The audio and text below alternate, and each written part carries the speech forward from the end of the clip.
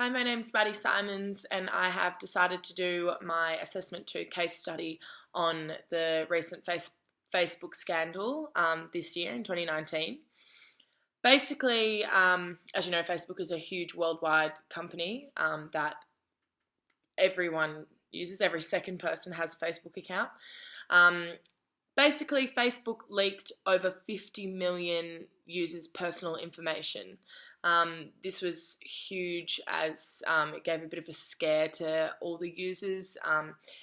Cambridge Analytica were the ones that exposed this scandal to the public. They obviously went into a lot of investigation into it, and once it was exposed to everyone, it was just chaos.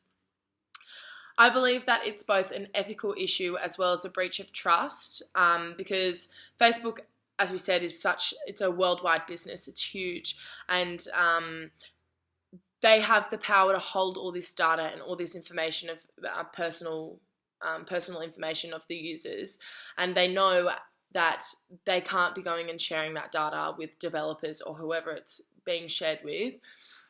They know that the risk that they will take from doing that, and they know that there are hefty fines that will be given to them if they are to breach this trust and to be involved in this ethical issue. It's just an absolute breach of trust for all the users. Yes, the ones that have obviously had their data shared, but also everyone else. More than 2.41 billion monthly users use Facebook. So this is just breaching all users' trust. There's also a lot of developers and a lot of companies and other businesses that invest a lot of money in Facebook and align with them. And so it's a breach of trust with them within their terms of services. Facebook obviously haven't looked into that as to the personal data and that information and what they can and can't do, or what we can read as to what they can and can't do. So I believe that this is just a whole miscommunication and something that Facebook really needs to get on top of. Users reacted very quickly to this issue. A lot of users did share this on their feeds and wanted, everyone to know about it as quick as possible. There was literally no chance that Facebook wasn't going to get away with this one quietly. Likes, posts, and shares have also decreased by almost 20%. This went down 10% in 1 month. So straight away, people, such as like you'll go onto Facebook and you'll want to share photos, videos, your location to where you are, checking into places, keeping connected with people. That's the whole point of Facebook and social media. And now people are worried to be posting where they are because people now have the data and can, pretty much just create this personal profile of them, which is terrifying. People are not as trusting now. I actually had a big discussion with my friends regarding this issue for another subject I was completing, and they just said, they've always trusted Facebook.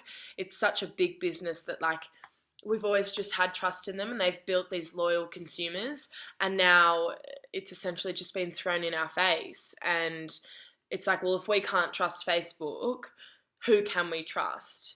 I think it's scared a lot of people that information can just be picked up that quickly. So the most interesting thing that I found is, how did this data get leaked, and how did they find this data? This is terrifying because I know myself, I've used this multiple times. When you go to log onto a website or somewhere where you need to create another account with your username and stuff, there is an option on your phone where you can click Facebook login. This just connects your Facebook profile straight to another account. You don't need to have usernames, passwords, keep on forgetting them. So everything's just linked. This is such an easy way to use, and it's just convenient, and it's there for us. But through using this, it allows developers to have a range of information that you have provided on your Facebook, such as your name, location, email, your friends list, Stats say there's up to 270,000 people that easily use this Facebook login. So through having all this data, developers were then able to find people's residential locations. They were able to start building psychographic profiles and working out where you are, what you're doing at what times, what you're interested in, and none of this was on Facebook's terms of services. So to me, this is super scary because I don't even think twice. I'm literally like 2 clicks and I'm onto this new website or whatever, and I don't have to make a new account. It's super, super easy. And people obviously just weren't aware of like what you're clicking into. And I think that's an issue within the communications industry, and with such rapid technology changing constantly and people wanting to maintain with the trends, that people will just be willing to do whatever it takes. We just don't think, and we just have so much trust in technology and huge companies like this that we just click away. If someone else has done it, they're fine. Like, how many people, 50 million people have had their personal information linked. Like, I think society now is just, it's become a norm, and we feel like we can trust this. As I said before, Cambridge Analytica were the ones that reported this. Obviously, there was heaps of other reports, newspapers and stuff that were all in on this. But the FTC then investigated, and they were the ones to negotiate the fine with Facebook. This fine was just settled in July this year, 2019, and it was a $5 billion that Facebook had to pay back just for this little slip up that they've done. This obviously impacted everyone. Everyone's now concerned about what information goes on the internet. The internet is huge, and most people trusted Facebook, and now it's just given everyone a bit of hesitation as to what they can trust. Facebook's also, there was a couple of stats that Facebook is also now struggling to hire because of this. People graduating from top US schools who would always go to Facebook because it's such an awesome company to get into, they are now not wanting to go to Facebook because they one, don't want to be a part of a business that's doing that, and two, they just don't trust Facebook. Like, that loyalty's now gone.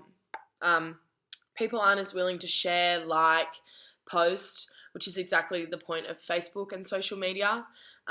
People are just stepping around on eggshells now and are just concerned about their safety, I guess, on social media.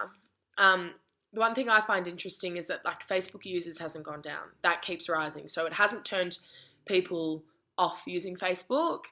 People like me, I still use Facebook. I don't post as much now, but I still use Facebook. People are still wanting to use Facebook as that connection platform, but I guess it's just hurt Facebook's image.